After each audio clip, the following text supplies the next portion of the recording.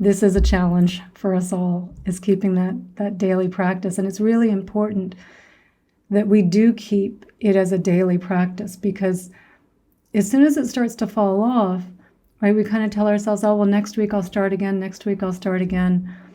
And for a lot of people, they don't start again. They even will say to themselves, well, I tried meditation, it didn't work for me. And didn't realize that, no, you just had a little lapse in your practice. It does take a while to make this as a daily practice. But I do find to keep it as a continuous practice, so we don't get caught in that gap where maybe it becomes too long and we just don't go back to it and we try something else, to commit to a minimum of 1 minute of meditation every day. Like that being your absolute bare minimum. And we can all do on Insight Timer. One of the reasons I love the Insight Timer app, you can do that app interval and just have it set for 1 minute, but maybe have your whole meditation set for, if it's 15 minutes, 20 minutes, 30 minutes, 40 minutes, whatever it is. And really honestly tell yourself, like, hey, I can get up after 1 minute. That's totally fine. Give yourself that. Because some days you might actually only legitimately have a minute. Maybe you're traveling, maybe you're late for work, something's happening, you're like, I really do only have 1 minute. And that's fine. But the hardest part in meditation is getting to your cushion, getting yourself to the seat.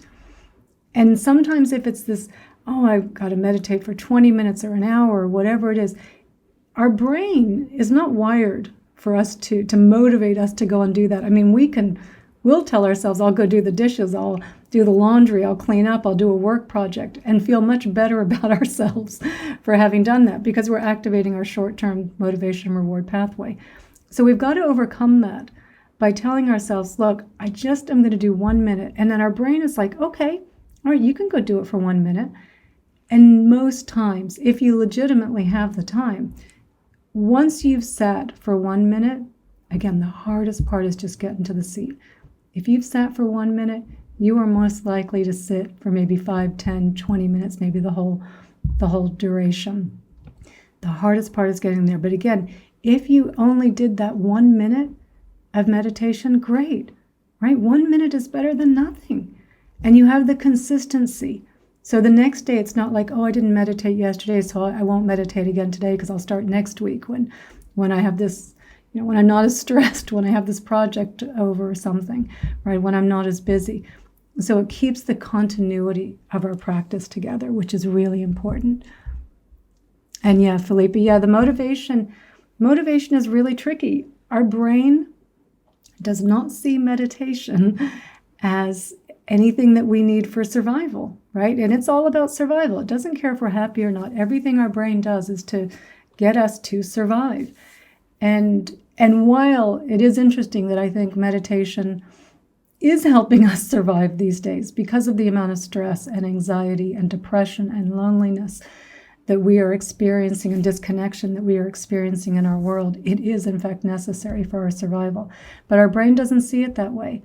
And so we do need to come up with little ways to get ourselves to the cushion. And it's okay to just say, hey, I'm just going to do a minute. If you have 7 days in a row, you only do 1 minute of meditation, you are going to feel far better about your practice. And you're more likely to come back on that 8th day. So I always offer that to people. Just commit to 1 minute a day minimum. The hardest part is getting there. Most of the time, you will meditate longer than that 1 minute, but it really builds some consistency into your practice. And for those of you that maybe do only meditate once a day, maybe you're just meditating in the morning, and a lot of people start that way with just meditating in the morning, but you're now looking to maybe deepen your practice a little bit, and you want to add on that evening meditation. But that evening meditation or late afternoon is also really difficult for us, right? To fit it in. We're tired, we've had a long day, we've had a lot of commitments.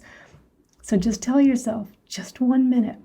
I'm just going to sit for 1 minute and see how that goes, right? And it really helps us to start building on that practice, to making our meditation practice more of a foundation and overcoming our brain really talking us out of it, right? And our ego for sure talking us out of it, because our ego doesn't want us to meditate, doesn't want us to see what's going on in our mind, what all those grasping thoughts are doing to us. It doesn't want that. It doesn't want you to be calm and to be settled. And even on days where you're feeling really restless, like really stressed, and you think, I can't meditate today. No way. No way. My mind is way too active. I won't be able to do it. Just tell yourself, I'm just going to sit for 1 minute and I'm going to be with these restless feelings. I'm going to be with the stress. I'm going to accept that it is here and I'm going to be with it. And maybe it's just 1 minute then of more deep breathing, like we did in the beginning of our meditation today. Really opening up, accepting the feelings that are here. A lot of our restlessness and stress that also prevents us from meditating, because we think, I'm just not in the right state to meditate.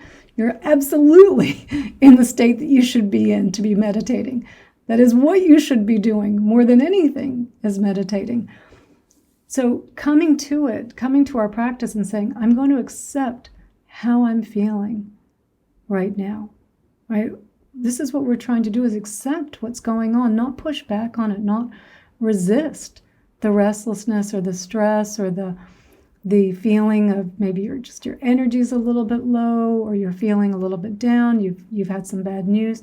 Really feeling and being with what's happening. And by that I mean breathing, taking really big inhales, opening up, creating space for these unpleasant feelings. The feelings are real. They're here. That's what's happening right now. The feelings are happening, right? The thoughts that created those feelings, that's not happening anymore.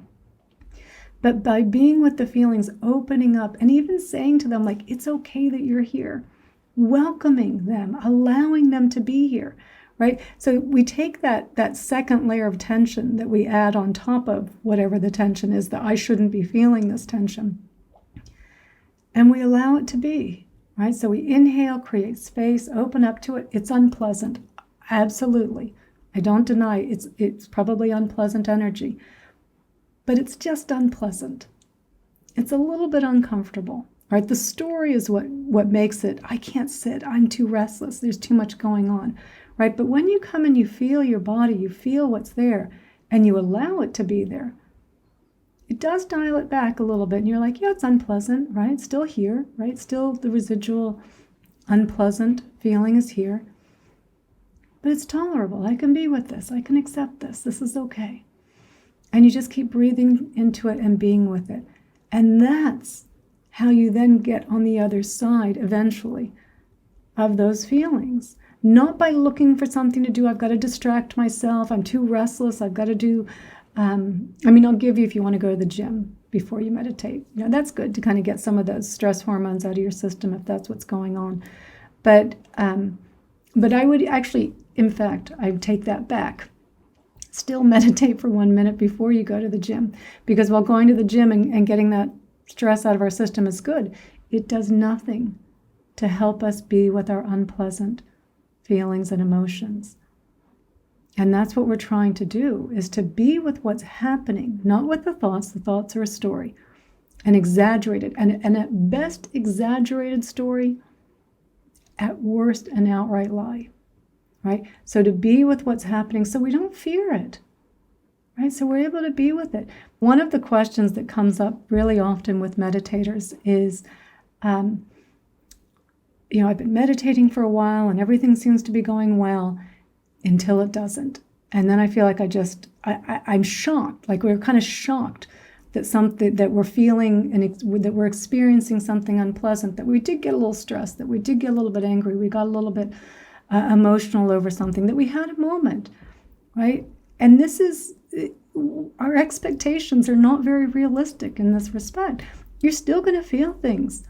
I've been meditating for 24 years. I still feel things. I want to feel things. I don't want to become a robot, right? I want to be able to feel and experience things, right? But it's this idea we have that I come to meditate and I should never experience anything unpleasant again. And that's just not realistic, right? And you wouldn't even want to live in a world like that, by the way. But the peace that we talk about, that peace and stillness that is always here in the present moment, it is even here even when we're experiencing something unpleasant. As long as we're not pushing back on it, as long as we're not resisting, if we're accepting what's happening, there is still a peace in it in being able to be with what's happening.